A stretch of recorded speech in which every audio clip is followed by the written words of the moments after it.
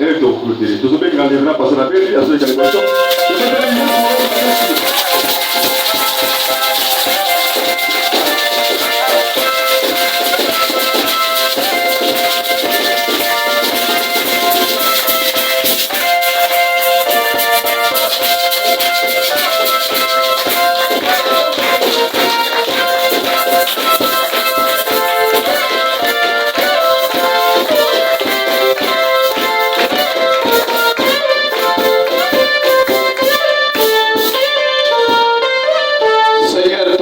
merci. Soki banzambe bazali yo zanzambe mokili ya likolo na se. Soki mai ezali yo za mai na bomoi. Za nzete ya bomoi. Soki banzela ezali ba autoroute me yo za nzela ya bomoi.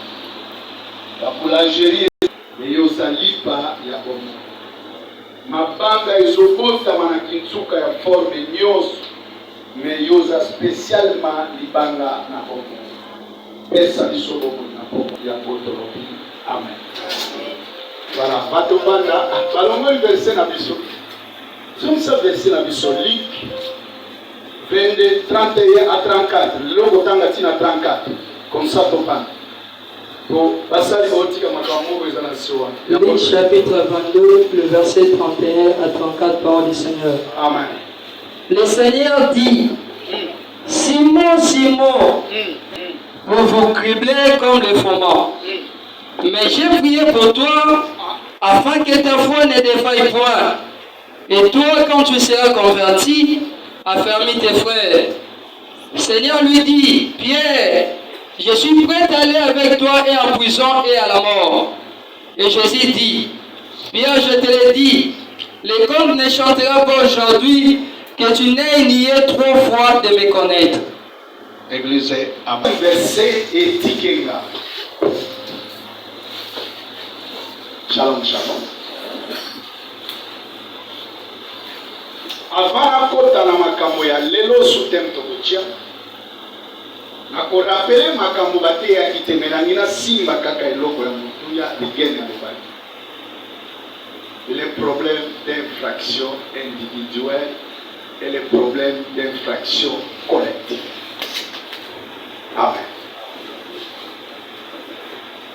Soki nga na salimabe ba okanganga akateli nga etumbu ya 10 ans 20 ans.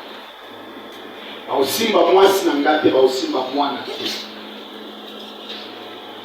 Mais infraction spirituelle songa na komete yango baokanga nanga na mwasi na bana na bakoko tokoti na moloko wana. Église, amen. Il faut retenir ça très bien. On a temps au côté dans le détail. Wana moto ateyaki biso azali juriste un avocat. Atalisi biso pouvoir ya réclamation ya droit. Toye kosimba mungu na nzambe c'est un docteur. Il m'a étiqué grave. Lolobi place na vanda ki naza koyeba te makambo sike totanga ka utotanga kati. Atalisi biso comment médecine ezali ezoko se passer na corps ya mutu. Alobaki ezala deux choses, formelles et informelles. Tango asimbi likambo ya code bande ko code même si batindeli mbongo na union externe to aibele oyiba nga mbongo te parce que eloko ekozanga ezali code. Même téléphone nango okozwa yango okenda yango so nalakisi yo code te ekomi inutile okopanza yango bwaki télévision même motuka. Alors à quel plus loin kotalisa biso ke na kati ya famille ya na code oyefandi na kati ya makila ya bato ndezosala bomoto ya bato wana babima itatu bazala na même comportement soki koko na yo akufa kala, il y a des années au monde a été, moi na bota bien na Kinshasa, dès qu'il arrive na mboka, balobi moi na oyo conformément na koko na bango. C'est code.